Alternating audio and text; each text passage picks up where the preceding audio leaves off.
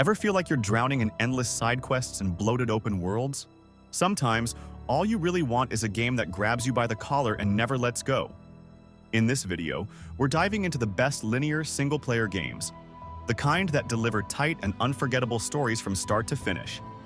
No fluff, just pure adrenaline, emotion, and gameplay that actually respects your time. So, let's begin.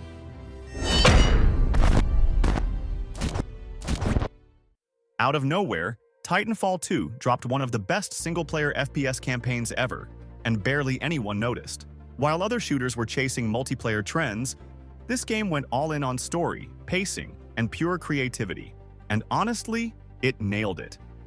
You step into the boots of a pilot caught behind enemy lines, and right away you're teamed up with BT-7274, a Titan with more heart than most human characters in games.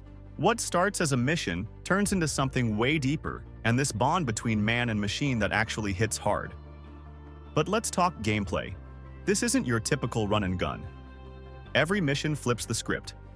One level has you wall running through firefights, the next throws in time travel, and it never slows down. The movement is buttery smooth, the gunplay is tight, and piloting a Titan is pure chaos in the best way possible. What really makes Titanfall 2 stand out is how smart it is. It doesn't waste your time with filler. It throws idea after idea at you, then drops the mic before it ever gets old. And somehow, between the explosions and mech battles, it sneaks in a story about trust and sacrifice that sticks with you. It's fast, it's focused, and it never lets up. Dishonored 2 throws you into a twisted steampunk nightmare where nothing is ever as it seems, and the way you play completely changes how the world reacts. You can go in like a shadow, never seen, never heard. Or you can turn the place upside down with powers that feel straight up broken in the best way. Either way, the game doesn't judge, it adapts. This time, you've got a choice. Play as Emily Caldwin or Corvo Atano. Both bring totally different skills to the table, and switching between them can make the entire game feel brand new. Emily's shadow powers are slick and supernatural, while Corvo's abilities lean more into raw control and precision. The real star, though, is the level design. It's brilliant. Every area feels handcrafted, built around how you choose to approach the mission. One path might have you sneak through rooftops, while another lets you slip through underground tunnels, or just walk through the front door and blast everything in sight. And then there's the Clockwork Mansion. That place is insane. The walls shift, the rooms transform right in front of you, and the enemies are no joke. It's like the building itself is alive, constantly trying to outsmart you. If you're into games that give you freedom without throwing you into a massive open world, Dishonored 2 is a must-play. Ratchet & Clank Rift Apart is proof that platformers with heart, humor, and tight gameplay still have a place in modern gaming. It doesn't waste time trying to be something it's not. Instead, it doubles down on fast-paced action, creative level design, and that signature energy fans love. While other games are obsessed with huge open maps, this one gives you a focused, polished ride from start to finish. No filler, just solid fun. But the real magic? Jumping between dimensions mid-fight. 1 second you're blasting enemies in a futuristic city, and the next, you're pulled into a completely different world without missing a beat. And weapons here aren't just tools, they're part of the fun. Every gadget feels wild, over the top, and super satisfying to use. The new Lombax, Rivet, brings a fresh spark to the story, making the adventure feel bigger without losing its charm. It's not just about nostalgia. This game knows exactly what it's doing and delivers an experience that's as fun to watch as it is to play. From the moment you hit start, Inside pulls you into a world that feels wrong in all the right ways. It doesn't hold your hand. No tutorials, no dialogue, no text. Just you, a nameless kid, and a world that wants you dead. You're thrown into a cold, haunting landscape that somehow says everything without saying a word. Every scene feels like a warning. Silent figures watching, eerie machines humming, strange experiments unfolding in the distance. It's all unsettling, and yet you can't look away. The beauty of Inside is in how it whispers its story. You're not told what's going on, you feel it. The tension, the danger, the mystery. It builds with every step. And the puzzles? They're never just there to slow you down. They're part of the world, part of the story. This game is less about beating levels and more about surviving something you don't fully understand. And the further you go, the more twisted it gets. It's short, tight, unforgettable, and once you reach the ending, trust me, you'll be thinking about it long after the credits roll. Imagine waking up in a version of America where the Nazis actually won. That's the nightmare world of Wolfenstein 2: The New Colossus, and you're not here to play nice. You're Blazkowicz, beaten, broken, but far from done. The mission? Burn it all down and take your country back. This game doesn't tiptoe around. It throws you straight into a war that feels personal, dirty, and desperate. One second you're blasting through steel corridors with sci-fi firepower. The next you're choking on the weight of what freedom really costs. And somehow, it works. The chaos and the emotion, all packed into a story that hits way harder than you'd expect. The writing pulls no punches. It's raw, it's unfiltered, and it actually means something. These aren't just cutscenes between explosions. They're moments that build characters, raise questions, and drive everything forward. What really locks you in is how the game never slows down. Whether it's a massive shootout or a quiet, gut-wrenching scene, every beat keeps your eyes glued to the screen. In a world where most games are busy chasing photorealism, Psychonauts 2 shows up like that one friend who still dreams in cartoons, and that's exactly why it hits so hard. This game doesn't try to look real. It tries to feel real. Every level drops you into someone's twisted mind, and trust me, it gets weird in the best way possible. You're not just jumping across platforms, you're diving into emotions, traumas, fears, all wrapped in colorful, chaotic worlds that change the rules every few minutes. One stage has you inside a trippy cooking show, while another turns a mental breakdown into a psychedelic rock concert. It's wild, but it always makes sense in its own strange logic. What makes Psychonauts 2 stand out isn't just the clever design, it's the heart behind it. The writing's sharp, the humor lands, and every weird moment feels intentional. You can tell the devs built something they truly love, and that love bleeds through every pixel. If you've ever missed the magic of those old-school platformers, or if you just want something different that actually sticks with you, this one's for you. In the middle of chaos when the world's falling apart, some stories hit harder than any explosion or boss fight. That's exactly what you get with A Plague Tale. It's not about being a hero with superpowers or saving the world. It's about surviving, barely, through one of the darkest times in history.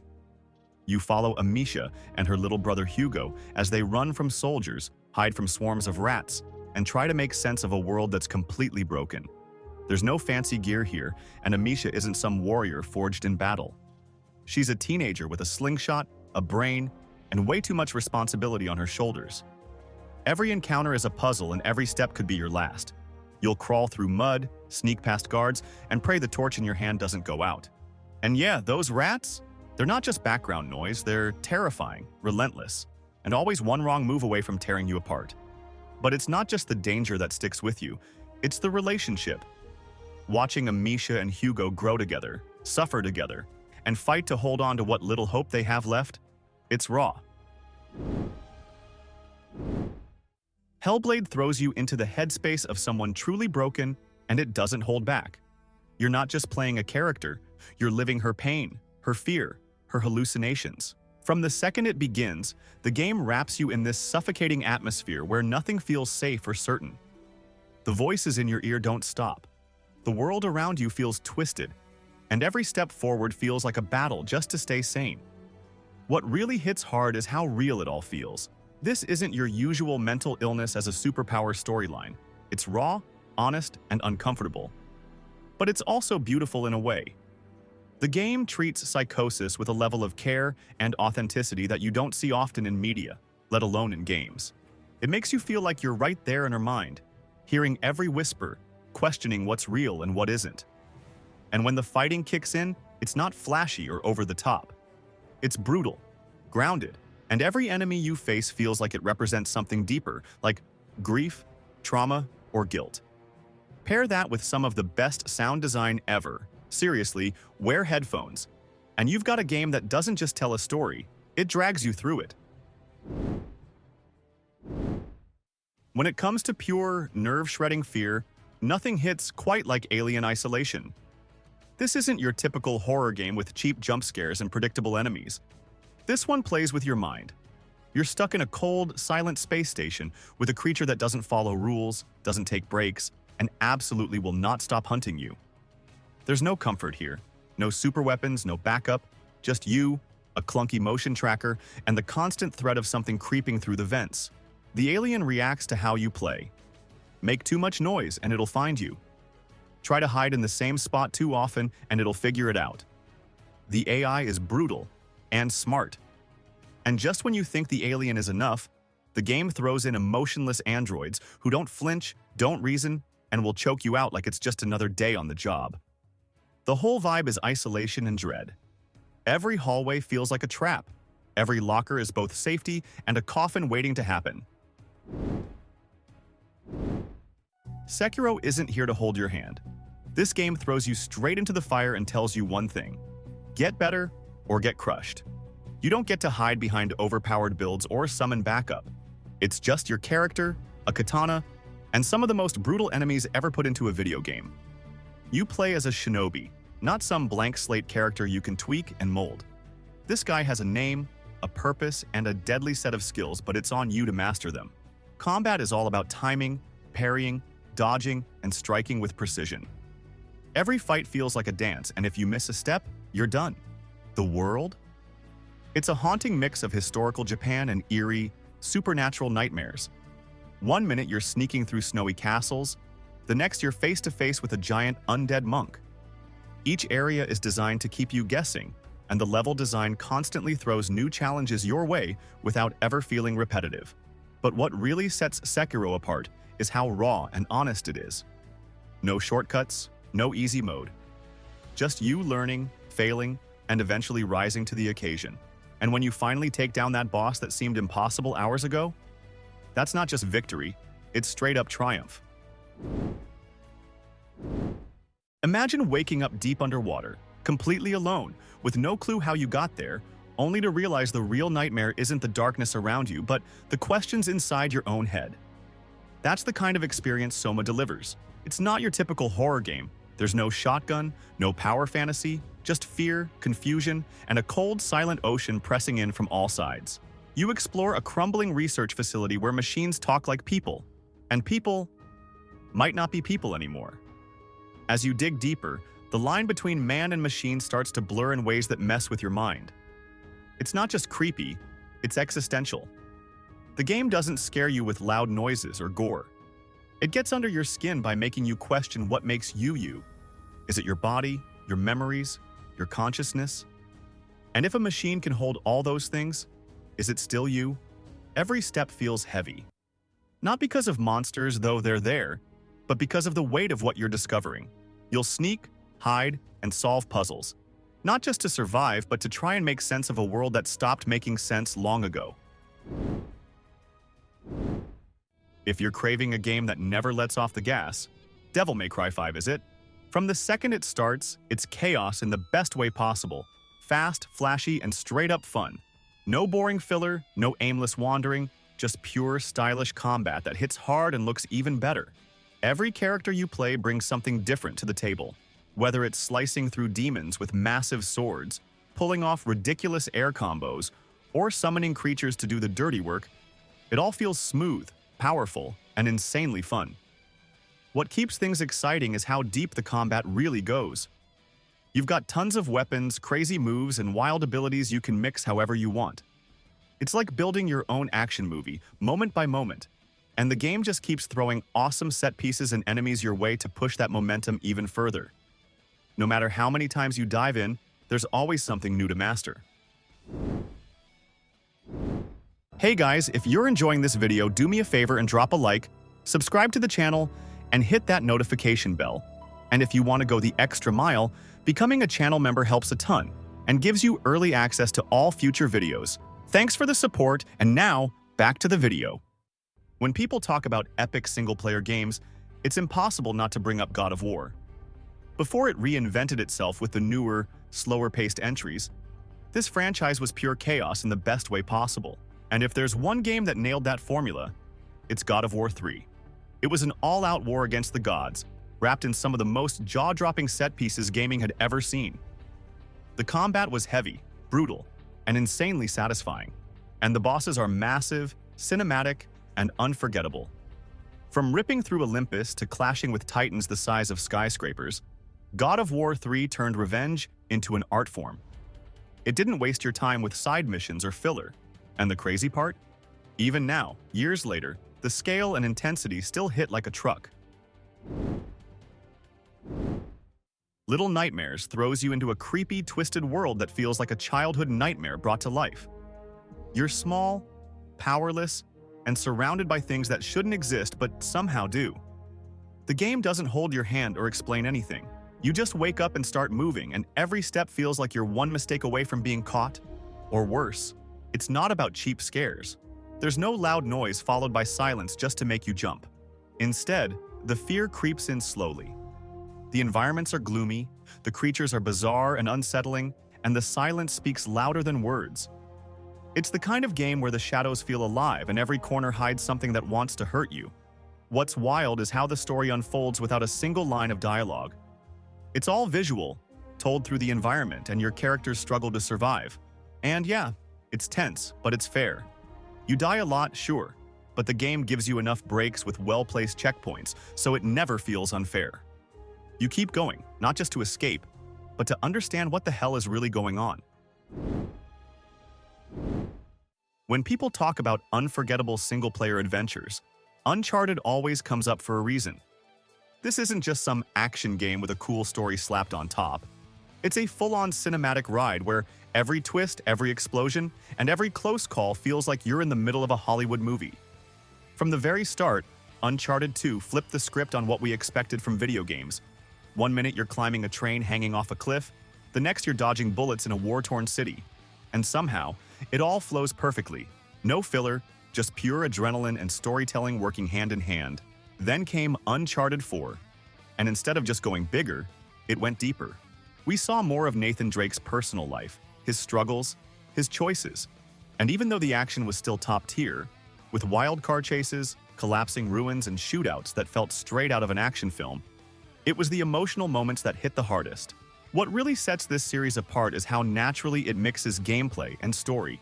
You're not just watching an epic adventure, you're playing through one, solving ancient puzzles, uncovering lost cities, making split-second decisions. It pulls you in and doesn't let go.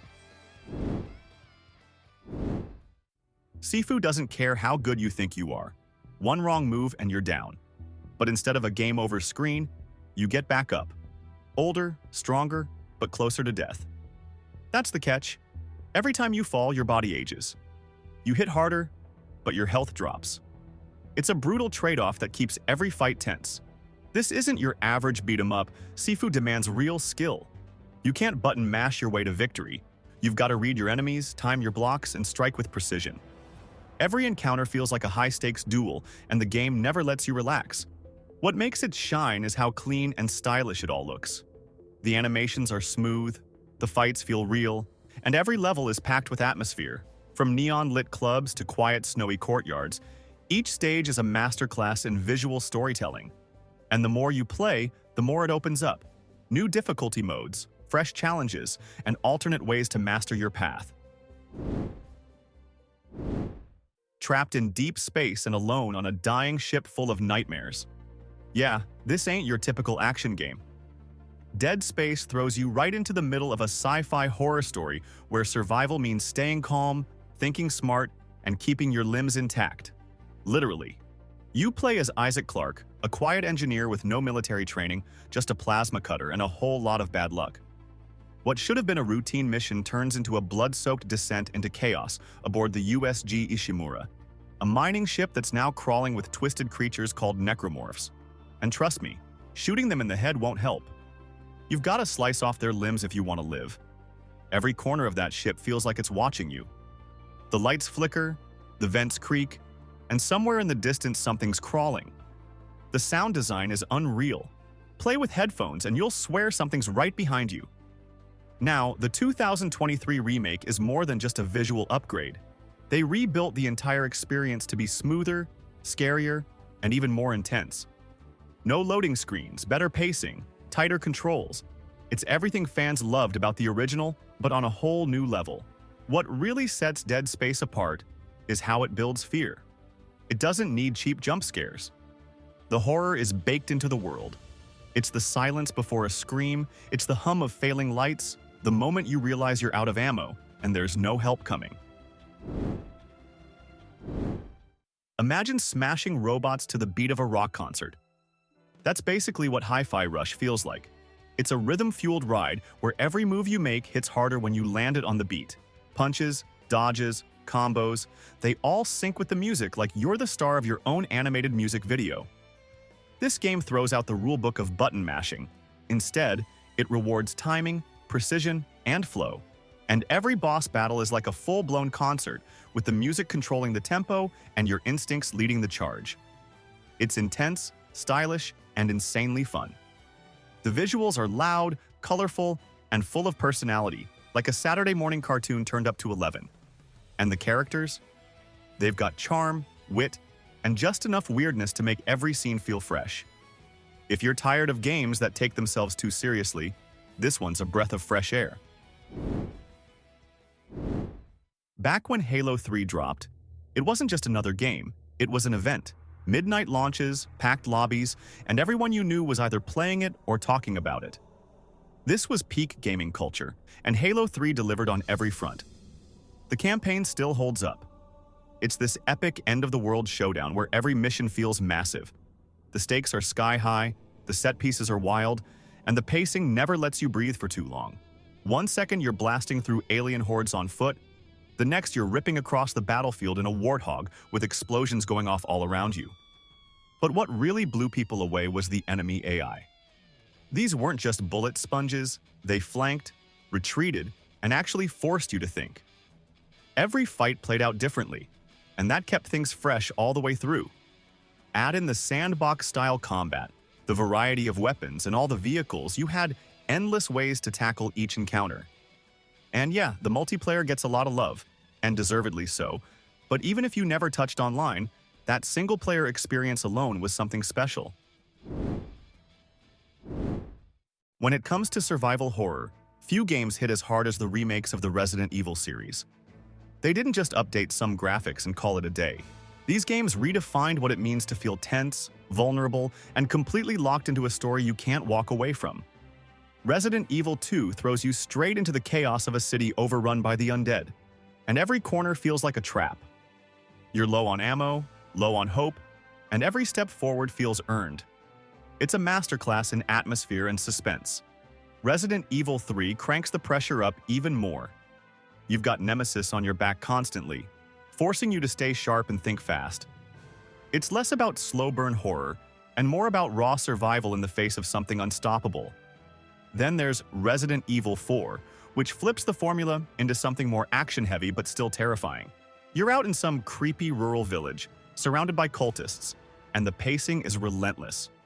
What makes it work so well is how it mixes intense shootouts with moments of pure dread. What ties all these games together is how well they blend modern gameplay with the original heart of the series. Smart AI, perfect pacing, and visuals that are just the right kind of disturbing. Back when third-person shooters were everywhere, only a few really hit hard and stuck with people. One of them was Gears of War 3. This wasn't just another cover-based shooter. It was the kind of game that made you sit up, lean forward, and stay locked in from start to finish. The combat was brutal and tight. Every weapon had punch. Every firefight felt like a life-or-death struggle. And the cover mechanics were the smoothest they'd ever been. But it wasn't just about blasting locusts. It was about how you did it, with your squad in sync fighting through chaos together. What really gave this game its edge, though, was the story. This was the end of a journey. Characters you'd grown attached to over years were now facing impossible odds. Some wouldn't make it. And that hit hard. Gears of War 3 nailed the balance between non-stop action and emotional payoff. It wasn't just the end of a trilogy, it was the closing chapter of a whole era in gaming. And honestly, it went out with a bang. If you're tired of bloated maps and endless side quests, this one's for you. Mafia Definitive Edition dials everything back and hits you with a razor-sharp story that pulls you straight into the dirty underworld of organized crime. No filler, just raw narrative power. You play as a regular guy, a taxi driver who accidentally gets sucked into the mafia life. One wrong turn, and suddenly you're running jobs, making dangerous decisions, and getting in way too deep. It's not about being a hero. It's about survival, loyalty, and doing whatever it takes to climb the ranks, even if it means getting your hands bloody. What really makes this game stand out is how every moment feels intentional. The missions are tight and the pacing is on point. One second you're in a quiet bar, and the next you're flooring it through a rain-soaked street with bullets flying past your head. And the way the city is built? It's not just a backdrop, it feels alive, with every alley and shadow telling a story of its own. And by the time the credits roll, you'll feel like you just stepped out of a mob movie. Mass Effect 2 doesn't waste time trying to impress you with flashy gimmicks. It just drops you into the middle of a galactic crisis and tells you, figure it out. And from that moment on, every single choice you make actually matters. This isn't just a shooter with some dialogue options. It's a full-blown character drama where your squad isn't just backup. They're people with baggage, goals, and real consequences tied to your decisions. You're not just fighting to save the galaxy, you're fighting to earn their trust, keep them alive, and somehow hold everything together before it all explodes. The way missions are structured is genius. Nothing feels like filler. One minute you're tracking down a dangerous warlord, the next you're helping a teammate face their past. And those loyalty missions? Easily some of the best storytelling in any game period. But it all builds up to that final moment, the suicide mission. It's not called that for nothing. If you didn't plan right, if you didn't earn your team's loyalty, people die. And not just random extras, but characters you've grown attached to. That kind of pressure hits different. And when it's all over, you're left thinking about every decision you made and everyone you didn't. When people talk about games that change the way stories are told, The Last of Us always comes up, and for good reason. It's a raw, emotional journey about love, loss, and everything in between. You're not just dodging infected or crafting gear. You're watching two broken people slowly build trust in a world that's completely fallen apart. The vibe is heavy, but in the best way. Whether you're sneaking through ruined buildings or just sharing a quiet moment by a campfire, the game never wastes your time. It's all about the bond between Joel and Ellie and how far someone will go to protect the only thing they have left. Then there's The Last of Us Part 2. This one? It doesn't hold back. It hits harder, digs deeper, and throws you into some of the most intense emotional moments ever put in a game. Not everyone agreed with the direction it took, but that's what made it powerful. It challenges you, makes you uncomfortable, and forces you to see things from more than one side. The combat? Way more refined. The world? Brutal but beautiful. And the pacing is tight, keeping the tension high from start to finish. Even with some bigger maps, Part 2 never feels bloated. Every section is handcrafted to serve the story. And by the end, whether you loved or hated the choices made, you're gonna feel something, and that's rare. Both games prove that linear doesn't mean limited. In fact, sometimes a focused story hits way harder than a massive world full of distractions. So, now I want to hear from you. Which one of these games hit the hardest for you? Or maybe there's another linear banger that should have made the list. Drop your thoughts in the comments. I'm reading all of them. If you enjoyed the video, don't forget to hit that like button, subscribe to the channel, and turn on notifications so you don't miss what's coming next. Thanks a ton for watching. See you in the next one.